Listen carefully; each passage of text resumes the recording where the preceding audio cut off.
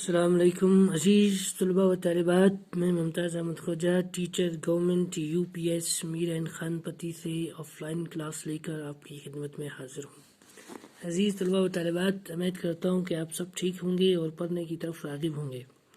عزیز طلباء و طالبات، چلیے جیسے کہ کل ہم نے آٹھویں جماعت کی اردو کے سبق سے گیہوں کے دانے کے بارے میں پڑھا تھا، آج پھر ہم اسی سبق کو اس سے آگے پڑھنے کی تیاری کر رہے ہیں، پڑھنے جا رہے ہیں۔ عزیز طلباء و طالبات، کلاس اپنی سامنے رکھیے اور ہمارا ساتھ دیجیے۔ کل ہم نے گیہوں کے دانے کے بارے میں پڑھا تھا، آج پھر اسی گیہوں کے دانے کے بارے میں پڑھیں گے۔ راجا نے کہا معلوم کرنا چاہیے کہ اتنا بڑا گیہوں کہاں پیدا ہوتا ہے۔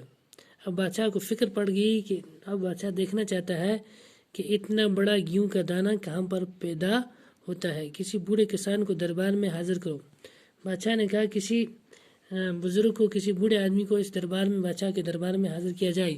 سپاہیوں نے ایک بوڑھے کسان کو دربار میں حاضر کیا، وہ 2 لاٹھیوں کے سہارے چلتا تھا۔ ایک بوڑھے آدمی، سفید ریش آدمی کو، ایک بزرگ آدمی کو دربار میں حاضر کیا گیا جو 2 لاٹھیوں کے سہارے دربار تک پہنچا۔ اس کے بال سفید تھے، اس کے منہ میں ایک دانت بھی نہ تھا اور اسے بہت کم سنائی دیتا تھا۔ وہ سن بھی نہیں سکتا تھا اور اچھی طرح چل بھی نہیں سکتا تھا۔ راجا نے گیہوں کا دانہ اس کے ہاتھوں میں رکھا۔ بوڑھے نے اسے الٹ پلٹ کر دیکھا اور انگلی سے چھو کر اندازہ لگایا کہ یہ کیا چیز ہے۔ تھوڑی دیر وہ چپ رہا، پھر بولا سرکار، میں نے کبھی ایسا گیہوں نہ بویا ہے اور نہ دیکھا ہے۔ بوڑھے نے کہا نہ ایسا گیہوں کا دانہ میں نے کبھی اپنے زمین میں بویا ہے، نہ ایسا گیہوں کا دانہ میری نظروں سے گزرا ہے، لیکن میرے والد شاید اس گیہوں کے بارے میں کچھ بتا سکیں۔ اس نے کہا میرا باپ ابھی زندہ ہے، شاید اس سے کچھ اس گیہوں کے بارے میں معلوم ہو۔ اس پر راجا نے حکم دیا کہ اس کسان کے باپ کو دربار میں حاضر کیا جائے۔ اب بادشاہ نے حکم دیا کہ اس کے والد کو بھی بادشاہ کے دربار میں حاضر کیا جائے۔ اس پر راجا نے حکم دیا کہ اس کسان کے باپ کو دربار ہو گیا دی کورٹ آف کنگ۔ یہ کسان بہت ہی بوڑھا تھا، وہ ایک لاٹھی کے سہارے چلتا تھا۔ یہ بھی بوڑھا تھا، یہ بھی لاٹھی کے سہارے چلتا تھا، لیکن قدر حال اس سے بہتر تھا، اپنے بیٹے سے بہتر تھا۔ اس کی آنکھ ابھی کام کرتی تھی، لیکن اس کی آنکھوں میں روشنی تھی، لیکن بیٹے کی آنکھوں میں روشنی نہیں تھی اتنی زیادہ۔ راجا نے گیہوں کا دانہ اس کے ہاتھ پہ رکھا اور پوچھا بڑے میاں، کیا آپ نے اتنا بڑا گیہوں دیکھا ہے؟ بادشاہ نے اس کے ہاتھ پہ گیہوں کا دانہ رکھا اور پوچھا کہ آپ نے اتنا بڑا گیہوں کا دانہ دیکھا؟ یہ بوڑھا کسان بھی کچھ بہرا تھا۔ بہرا کا مطلب ہوا جسے آواز نہ آئے، جس کے کان سننے کے قابل نہ ہوں، بہرا ہونا، جس کو پہاڑی بجاتے ہیں دورا۔ راجا نے گیہوں کا دانہ اس کے ہاتھ پر رکھا اور پوچھا بڑے میاں، کیا آپ نے اتنا بڑا گیہوں دیکھا ہے؟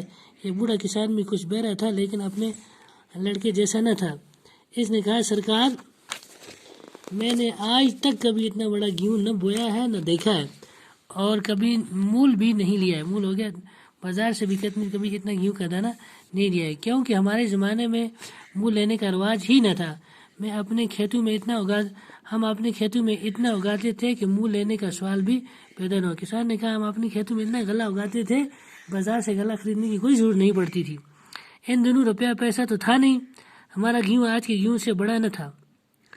میں نے اپنے والد کی زبانی اتنے بڑے گیہوں کا ذکر سنا ہے، ان کے زمانے میں ایسا گیہوں ہوتا تھا، آپ ان سے دریافت کریں۔ اس نے کہا میرا باپ جو پہلا لایا تھا، یعنی اس کا دادا، اس کو کچھ پتہ ہوگا۔ اب اس بوڑھے کسان کو بھی حاضر کیا گیا۔ وہ دربار میں جوانوں کی طرح بغیر کسی سواری کے چلتا ہوا آیا۔ اس کے ہاتھ پاؤں مضبوط تھے، اس کی آنکھوں میں چمک تھی، اور وہ بہرا بھی نہ تھا، یعنی وہ دیکھ بھی اچھی طرح دیکھ سکتا تھا اور کانوں سے سن بھی سکتا تھا، وہ بہرا بھی نہ تھا۔ راجا نے گیہوں کا دانہ اس کے ہاتھ میں دیا۔ اس نے جیسے اس گیہوں کو ہاتھ میں لیا تو مارے خوشی کے اچھل پڑا اور بولا، اچھل پڑا کود جانا، بہت زیادہ خوش ہونا، یہ تو میرے زمانے کا گیہوں ہے۔ اس نے کہا یہ تو گیہوں کا دانہ میرے زمانے کا ہے۔ راجا نے پوچھا بڑے دادا، کیا آپ بتا سکتے ہیں ایسا گیہوں کب اور کہاں پیدا ہوتا تھا؟ کسان بولا مہاراج کہتے ہیں بادشاہ کو، بڑے آدمی کو مہاراج، راجا اور مہاراجا، میرے زمانے میں ایسا گیہوں ہر جگہ ملتا تھا اور بویا جاتا تھا۔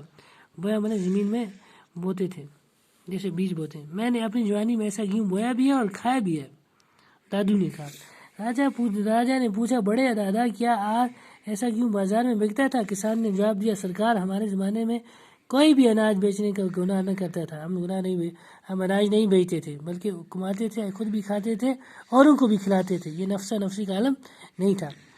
ہم میں سے کوئی بھی ایسے پیسے کا نام نہ جانتا تھا. ہر ایک کے پاس اپنی ضرورت کے مطابق گیہوں ہوتا تھا. یہ سن کر راجا نے پوچھا، بڑے میاں یہ بتائیے کہ ایسا گیہوں آپ کس زمین میں بوتے تھے اور آپ کے کھیت کہاں تھے؟